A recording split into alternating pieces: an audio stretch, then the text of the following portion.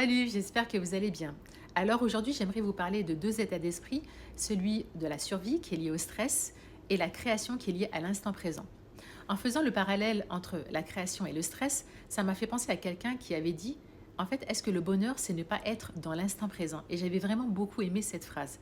C'est vrai que lorsque tu es dans l'instant présent, tu ne te soucies plus des souvenirs du passé et tu ne te soucies pas déjà du futur. Mais tu es en paix, tu es serein avec toi-même. Alors revenons à notre sujet. Vivre en mode survie, c'est vivre dans le stress. Le stress, c'est quand le corps n'est plus en homéostasie, quand il n'est plus en équilibre. Tous les organismes de la nature, ils peuvent surmonter le stress à courte durée, car le stress mobilise beaucoup d'énergie et donc le corps, il peut faire face aux conditions de son environnement. L'être humain, quant à lui, il peut générer du stress juste par la pensée, en imaginant des scénarios du futur ou en se connectant à des souvenirs du passé. N'oublions pas que si les pensées elles peuvent nous rendre malades, alors elles peuvent aussi nous rendre en bonne santé. Quand on active la réponse au stress sans réussir ensuite à la désactiver, on va droit vers la maladie. Pourquoi? Car aucun organisme ne peut supporter les effets du mode d'urgence pendant des périodes prolongées. Et il est scientifiquement prouvé, ce n'est pas moi qui le dis, que les effets à long terme des hormones du stress, elles entraînent une régulation à la baisse des gènes, ce qui crée la maladie. Le cortisol et les hormones du stress font des trous dans le système immunitaire et la plupart des maladies de l'âge adulte sont créées par les hormones du stress. En état de stress, la perception elle est limitée et les émotions qui sont créées par les hormones du stress sont comme la colère, la frustration, l'hostilité, l'agressivité, la peur, l'anxiété, la tristesse, mais on peut ressentir aussi de la douleur, la souffrance, etc. etc.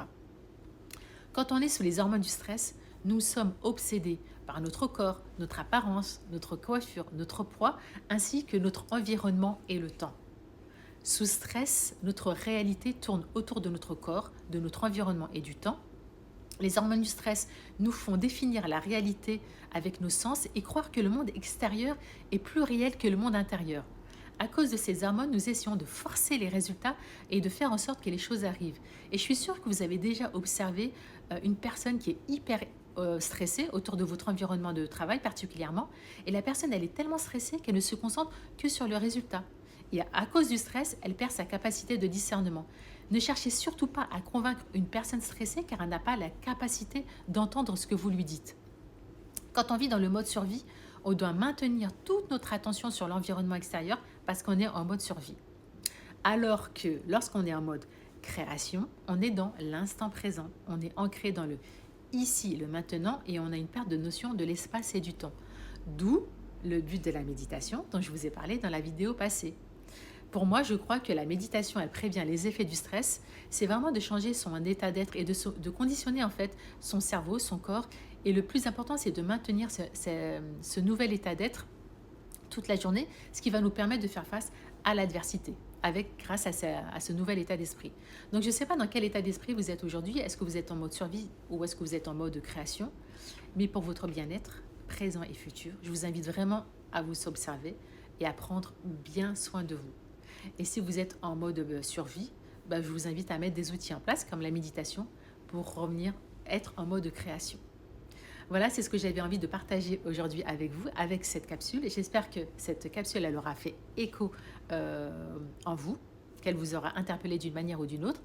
Si ce n'est pas le cas, c'est pas bien grave. N'hésitez pas à liker, à partager, à commenter.